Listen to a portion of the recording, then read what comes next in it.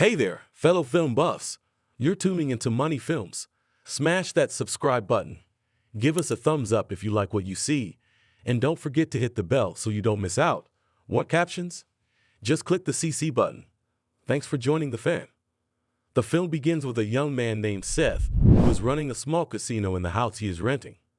Of course, his card tables are illegal, and the house he is renting is located just a few miles from the college, which means most of his clients are students.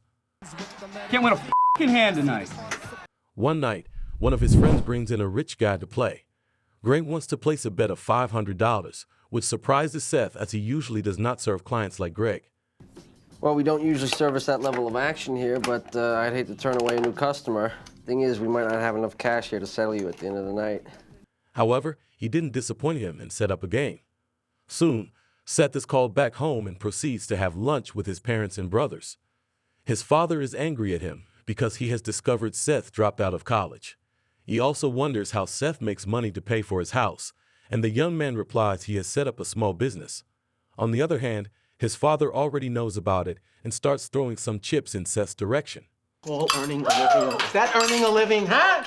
Marty, are those drugs? Yes. He reveals he is a judge, and he is afraid Seth's business will do him harm. Later, Seth is visited by Greg and tells him he is not going to be able to run this business forever. At some point, he will be exposed, and all his money will be revoked from him by the authorities. Plus, he needs to think bigger instead of making bets with poor college students. Greg has a solution for him and invites him to work in the firm he is in. Seth can become a broker. The next day, Seth visits a brokerage company called J.T. Marlin, and he will soon attend a group interview. A guy named Jin Young calls everybody inside for the interview and starts by kicking one of the guys out because he disrespected one of the interviewees. Come on, let's go, Schleprock. Out. Young explains that there is an amount of respect he expects them to demonstrate towards their colleagues. Then he moves on and tells everybody that they will make $1 million in 3 years if they work for the company. After that, they will keep making more and more millions. He asks if any of the interviewees already have a Series 7 license, which means they have a license to work as brokers. When one of the interviewees raises his hand, Young kicks him out. We don't hire brokers here. We train new ones. That's it, Skippy. Pack your Let's go. He does not want brokers because the company trains its own brokers in order for them to have the desired mentality. The next Monday, Seth starts his new job. After having a short talk with the cute girl at the reception, named Abby, he walks into his new working environment. That 60-year-old $1 billion. Come over here. It's not your table. Greg sits with him and starts outlining the rules of the job. Seth's obligation in his new job will be to call as many people as possible and try to sell them stocks. If somebody wants to buy on the spot, you will have one of the firm's brokers make the transaction. Greg also tells him that they never sell stocks to women because they are too annoying. They keep calling every 15 minutes to ask how the stock is doing. What? We don't sell stock to women. I don't care who it is, we don't do it. How do you feel about Greg's stereotype about women in stocks? Have you experienced or witnessed similar biases in the industry? Drop your thoughts below. After his first day, Seth meets for dinner with his family. He tries to win his father over, but the old man, Marty, is always cruel towards his son. First, he asks Seth how he does not know this firm he is working in, and then scolds him for not being able to find a job in a bigger brokerage firm such as Goldman Sachs. Seth explains that J.T. Marlin is a small firm, while also telling him that bigger firms do not just hire trainees. They prefer to hire people from the Ivy League colleges. So now all you have to do is close the casino, right? Seth is exhausted from attempting to find common ground with his father and abruptly leaves the table. Over the following days, Seth tries to work smarter and is on the phone with a rich doctor. Doc, are you working with $1 million in the market right now? Who is this again? He manages to bargain with the stock of a pharmaceutical company that is supposedly producing a new drug. The doctor wants to know more, so Seth follows the protocol. He tells the doctor to wait and then gets up, screaming he has a lead. Rocco! The experienced brokers run to jump on the phone first because the first to get there is the one who gets paid for this particular deal. A man named Chris wins over the race and starts discussing with the doctor. He tries to urge the doctor into buying and uses classic selling methods such as scarcity in order to convince him. Oh my God, I'm gonna go!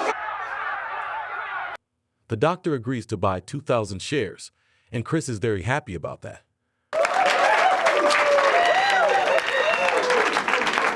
When he hangs up, he explains to Seth that this sale was good, but it will get even better in the future. When they have better commissions, they will sell more shares to the doctor. He says that for every stock they sell, they make a commission, which could be as high as $2. That night, Seth and Abby have a drink at a bar. They seem to be having an endless conversation, and they created a bond. Seth opens up and tells a story about his cruel father. When they were on vacation back in his childhood years, he took a fall while riding his bike. His father got spooked and ran to check up on him. But instead of consoling him, Marty slapped him. The next day, Young gathers the new guys and tells them their Series 7 exam will take place soon. If they study, they will be able to pass it. On top of that, he advises them to buy some better suits in order to be harmonized with the company's attitude. And to do that properly, you need to at least look the part. So go get dressed. As time goes by, Seth becomes an efficient salesman, and speaking on the phone becomes second nature to him. You know what I think, Ron? I think that was a sales call. Good job, buddy. One night, he attends a party with his colleagues. After the party, Greg gives him a ride back to his car and tells him to stay away from Abby because she is not a good woman. In the movie's portrayal of the conflict between ambition and morality, have you ever faced a similar crossroads in your personal or professional life? How did you navigate it? Comment below with your stories or thoughts on how Seth should proceed. All right, thanks, man. Yeah, yo, don't forget what I told you about Abby. Before entering his car, Seth walks into the company's offices because he forgot his bag and sees the SEC supervisor shredding some papers. Soon, Seth makes a big trade of 10,000 shares, and everybody is happy about him except for Greg. Seth just closed this guy for 10 large. Amazing. He takes him aside and tells Seth he can't close on his own without getting his license. That night, Abby finds Seth at his desk working late, and the two of them get the fun started. Then, they take the fun to Seth's house, where they spend an awesome night together. The next morning, Seth makes another big sale before receiving a phone call from Chris, who tells him he passed his Series 7 exam and is now officially a broker. That night, the gang goes out to celebrate, and Greg demonstrates his jealousy once more. Oh, hold on a second. You're opening things now? Kid just passed his test, now he knows the whole thing. What's wrong with you? The next morning, Abby is approached by two FBI agents who want to ask her some questions about Seth. Within the day, the firm's creator, Michael Bradley, pays his employees a visit and tells them they are going to make $1 million in the next 6 months. There is a new pharmaceutical company that is developing a reusable vaccine. This vaccine will be the new norm in the medical industry, so they need to push this company's stocks hard in order to make some profit in the long run. However, Seth has begun wondering how it is possible for a firm like theirs to pay them the largest commission in America.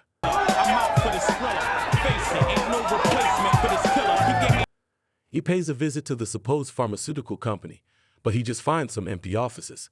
There are no employees, no equipment, nothing.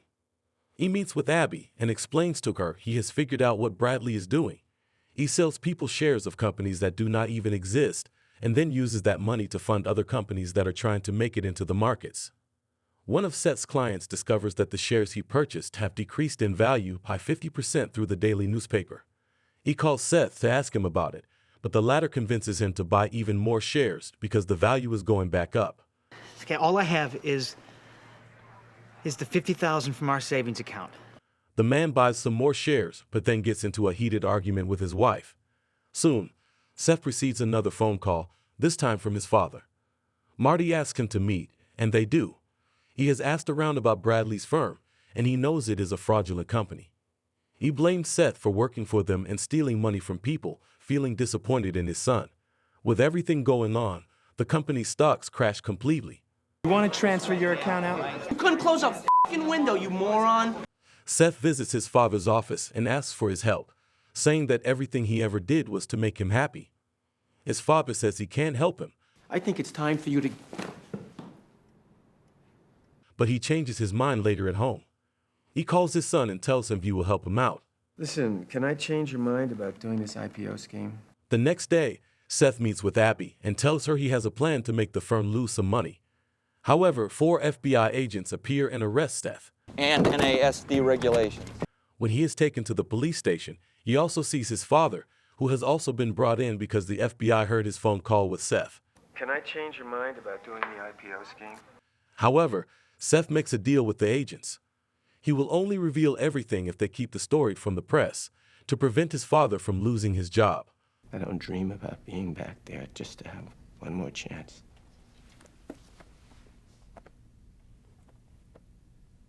The next morning, Seth takes action and convinces Bradley to hand some free shares to his client, who lost their life savings. His plan is to give the man his money back. Bradley allows him to do so, but tells him not to sell these shares in the next 6 months. Seth lies to him, confirming he understands, and then makes a copy of all the data on his computer. Then, he leaves a note for Chris, and the two of them meet outside the office. Seth informs Chris that the FBI is on their way and requests him to sign a selling order that will refund his client's money. Chris is reluctant, but Seth tells him nothing matters anymore for them because the FBI will terminate the company. They're gonna come in here and they're gonna make sure that we never trade another share of stock for the rest of our lives. Finally, Chris signs the selling order, and Seth gets his revenge on the firm. Considering the moral dilemmas faced by Seth throughout the story, what would you have done differently in his position? Do you believe in risking it all for justice, or is self-preservation the wiser choice? Share your thoughts and any personal experiences related to standing up against unethical practices in the comments below. Thanks for hanging out with us. Catch you in the next one.